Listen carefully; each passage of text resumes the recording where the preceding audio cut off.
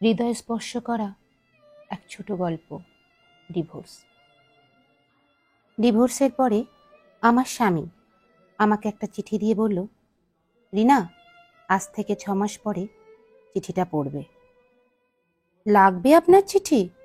যেখানে আপনি আমাকে জোর করে ডিভোর্স দিলেন, সেখানে চিঠি নিয়ে আমি কি করব?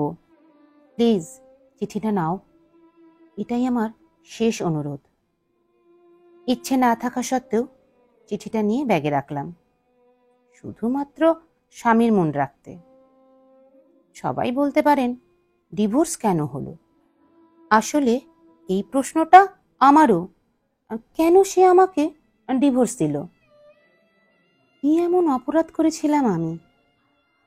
ডিভোর্স হওয়ার পরে যখন বাড়িতে আসতেছিলাম, তখন লক্ষ্য করলাম আমার স্বামী অসীম কেন জানি কান্না করতেছে। মনে মনে ভাবলাম, কান্না করুক, তাতে আমার কি? সে তো এখন আমার স্বামী না, সে আমাকে ঠকিয়েছে। ভাবতে ভাবতে বাড়ি চলে আসলাম। এরপর দীর্ঘ 1 বছর চলে যায়, অসীমের সঙ্গে আমার কোনো যোগাযোগ হয়নি। হঠাৎ একদিন মনে পড়ল তার দেওয়া চিঠির কথা। মুহূর্তেই ব্যাগ থেকে চিঠিটা পড়তে লাগলাম। চিঠিতে লেখা ছিল, প্রিয় রিনা, আমাকে ক্ষমা করে দিও তোমাকে ডিভোর্স দেওয়ার জন্য। খুব ইচ্ছে ছিল তোমাকে নিয়ে সুখের একটা নীড় বাঁধব, কিন্তু সেটা আর হলো না।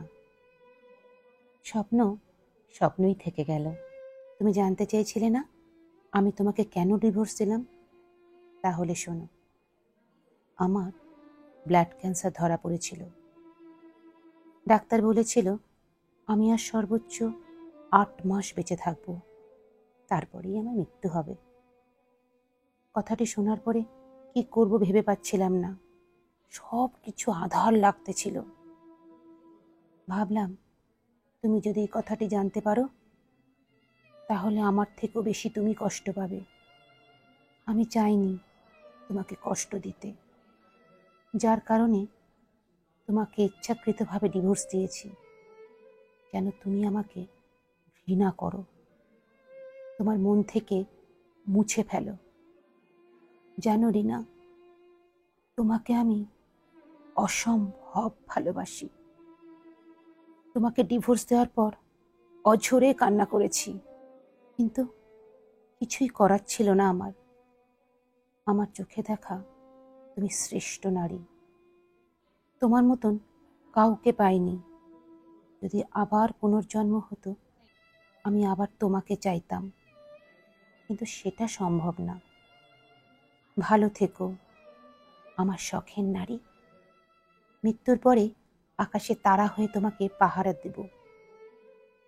এটি তোমার ডিভোর্সি স্বামী অসীম। চিঠিটা পড়ার পরে আমি নিস্তব্ধ হয়ে গিয়েছি। কি বলবো ভাষা খুঁজে পাচ্ছি না। পুরো মাথাটাই যেন গোলমাল হয়ে গেল। একটি পুরুষ আমাকে এতটা ভালোবাসতো, আর সেটা আমি বুঝতেই পারিনি। আসলেই কিন্তু পুরুষের ভালোবাসা বোঝার ক্ষমতা সবার থাকে না। পুরুষ নিজেকে নিজে শেষ করে দেবে, কিন্তু কাউকে কষ্টের কথা বলবে না। লেখাটি সংগৃহীত, কণ্ঠে আমি সঞ্চারী। আমার ছোট্ট গল্পটি যদি আপনাদের ভালো লেগে থাকে, তাহলে অবশ্যই শেয়ার করবেন। কমেন্ট করে জানাবেন কেমন লাগলো। লাইক দিতে কিন্তু একদম ভুলবেন না। আর যদি নতুন বন্ধু হন, সাবস্ক্রাইব করে আমার পাশে থাকার অনুরোধ রইল।